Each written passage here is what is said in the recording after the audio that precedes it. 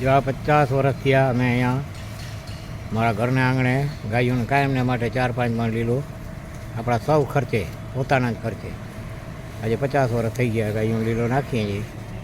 પહેલાં અમારે ઘરેથી હતા એ કડપીઠમાં નાખ્યા હતા, 1 રૂપિયા કિલો હતો ત્યારે નાખ્યા હતા. તે પછી મારે ઘરેથી વયા ગયા અને 14 વર્ષ થયા. ત્યાર પછી હું જઈને પીઠમાં નાખી આવતો કાયમના માટે 4-5 મણ લીલો જે કાંઈ ભાવ હોય એમાં.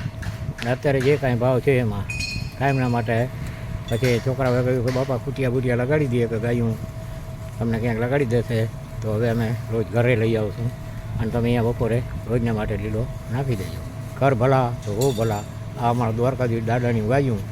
અમારી આમાં સ્વાર્થની એકે ગાય નથી, એક છાંટો દૂધનો આમાં આશા નથી. બિન સ્વાર્થ છે.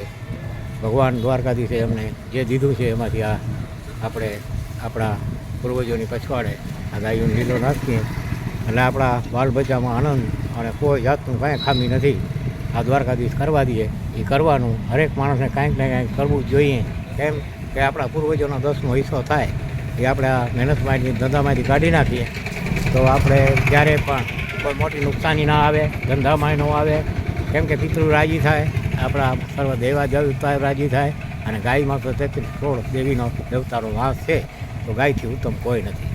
અને અન્નથી ઉપર દાન નથી, પાણીથી ઉપર કોઈ પૂર્ણ નથી અને દયાથી ઉપર કોઈ ધર્મ નથી. જય દ્વારકાધીશ. કરેગા તો ભરેગા. જેવું વાવીએ એવું ઉગે. અને મા આશાપુરા અને ગાત્રાળ ઘેલી અને ફિસ્ત્રીવાળો વાછરડાડો ને 9 જગ્યાવાળા ઓલી આવી ભેનેરીએ આપણે આપણે કરતા રહીએ અને બાળ બચ્ચાને સદબુદ્ધિ આપે અને સત્ધર્મમાં જીવન જીવવું એ જ મહાનતા મનુષ્યની છે. એના સિવાય કોઈ બીજી સુખ શાંતિ ક્યાંય છે નહીં. જય દ્વારકાધીશ.